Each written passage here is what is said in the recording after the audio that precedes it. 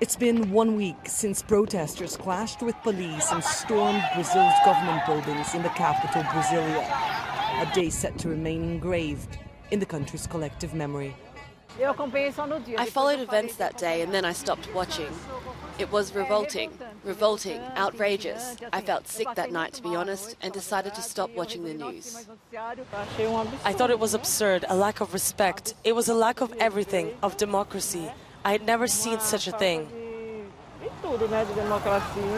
My reaction was astonishment, some shock. For me, it was a collective delusion because people were led to do something absurd, thinking they were acting the right way, fighting for an ideal. It was a crime and it must be punished. Once investigated, who allowed it, who financed it, and find the real culprits. Several investigations are ongoing into who was behind the protests, which on January 8 called for President Luiz Inácio Lula da Silva to be ousted and for the army to take over.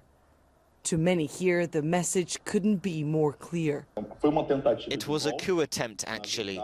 We don't know exactly who was behind it, that is under investigation, or what the plan was, but it was a coup attempt. But Leo Puglia believes last week's events may have helped Lula's government.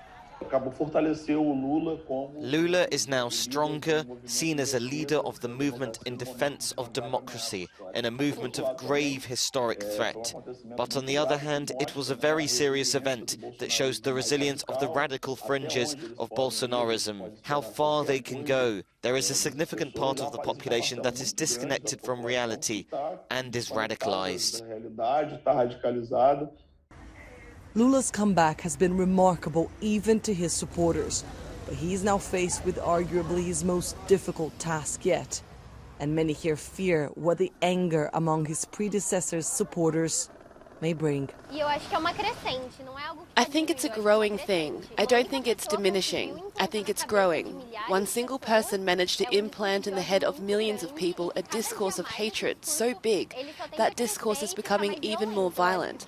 And that's what we're watching now. Democracy that we speak so often about disappeared last Sunday. Anelise Borges in Sao Paolo, Brazil, for Euronews.